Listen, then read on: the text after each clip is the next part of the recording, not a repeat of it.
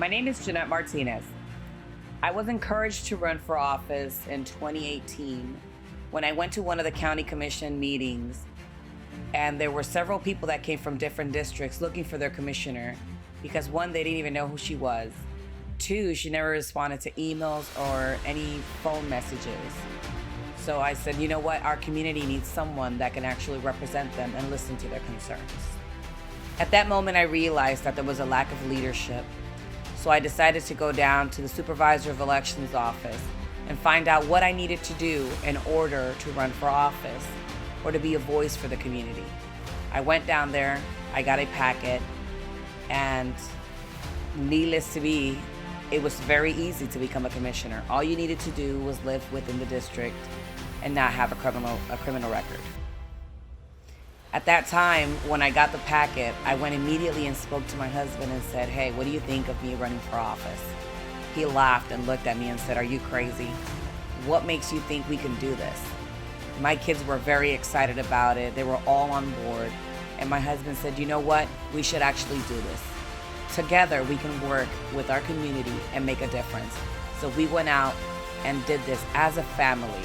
And everything we worked for, we did it together as a family.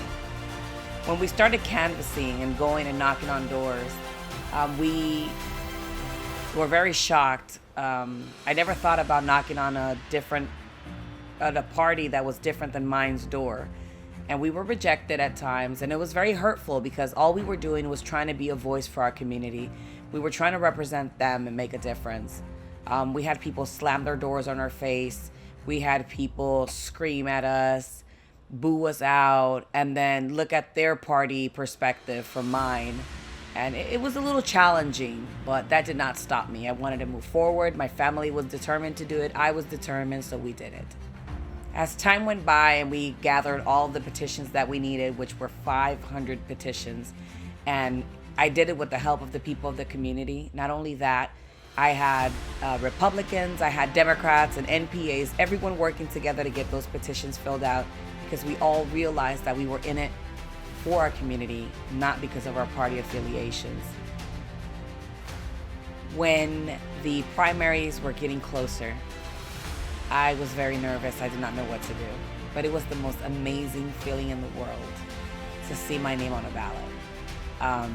Not because of me, but because I became a face and a voice for the community, to be able to represent, to be able to voice their concerns and fight for what's right, preparing the future for my children and everyone else's children within our community. So it was an amazing feeling to see my name on a ballot. When the primary election started and people were casting their votes, we were outside. We had signs, we had volunteers, there were still people knocking on doors. I mean, it was a very, very crazy moment. And the fact to see the people out there in the rain and the heat, it was just the most amazing thing. We camped out in front of the BVL Community Center because that was one of the main polls that we had there. And we were just telling everyone, cast your votes. People came back out saying, I voted for you, I voted for you. It was just awesome to see people support one of the regular locals running for office. On August 26, 2018, we all went down to a local restaurant.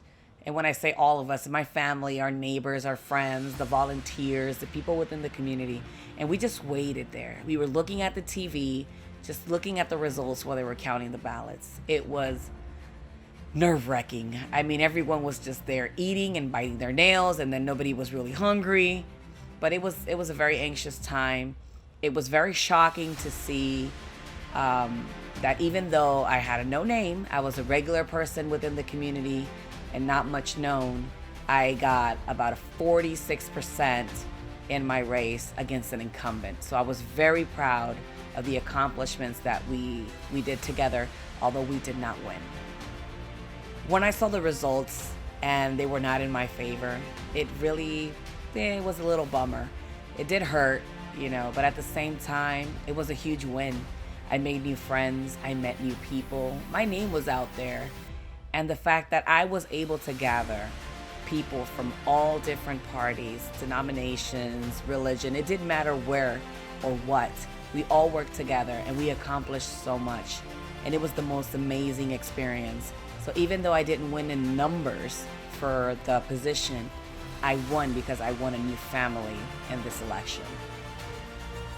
My supporters were a little bummed out, but at the same time they were telling me, wow, you did an amazing campaign. You really ran a great campaign. And we were very proud of you.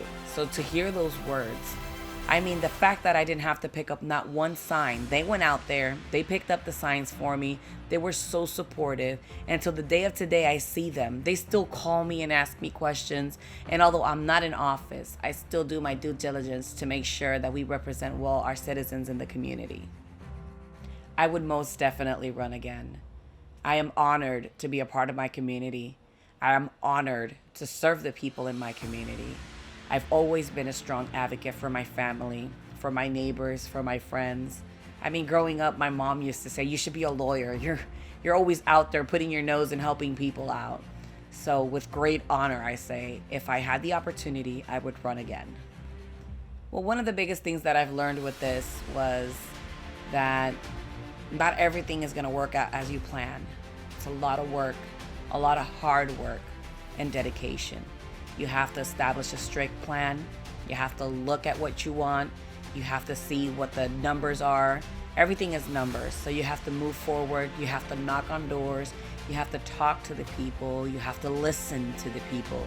It's all about being a public servant. It's all about searching what is needed within the community, what is possible that you can do within the community. But overall, be available. Have an ear ready to listen to the concerns of the citizens. When you take office or when you try to take office, as soon as you get in, it's not like you think it is. You're not just gonna start and you're gonna make all these changes. There's a step, there's a process, and it's a very long one. So never make promises and always strive for perfection, to help the people, to be honest, to be loyal, and overall, remembering that you're doing it for the people in your community, not for yourself. Do not be a self-serving candidate. So for this election, I ran for County Commissioner in District 2 in Osceola County. And if I had the opportunity, I would run again for Osceola County Commissioner District 2. I would run for any position, actually. I have the expertise and the experience to run for Clerk of the Court, Supervisor of Elections Office, a different offices, school board. I was PTA president for my children's school for 4 consecutive years. I was SAC chair for my children's school for 4 consecutive years. I've always been an active participant within my community, and it really doesn't matter what position is out there. If there's a need and we as citizens can fill that need, I encourage you to run and to do what you can to help your community. I always continue to participate in any protest that is in favor for the citizens, anything that has to be done within our community. I am not as active as I was when I was the president for the Democratic Hispanic Caucus. I was the state treasurer for the Democratic Hispanic Caucus. I participated in many organizations. I kind of cut back a little bit, dedicated more time to my family, dedicated more time to myself and to my home. Like I said, I was very active in the community. I'm still active, but not as active as I used to be. But I am here for the long run, and I'm always going to be here for my community.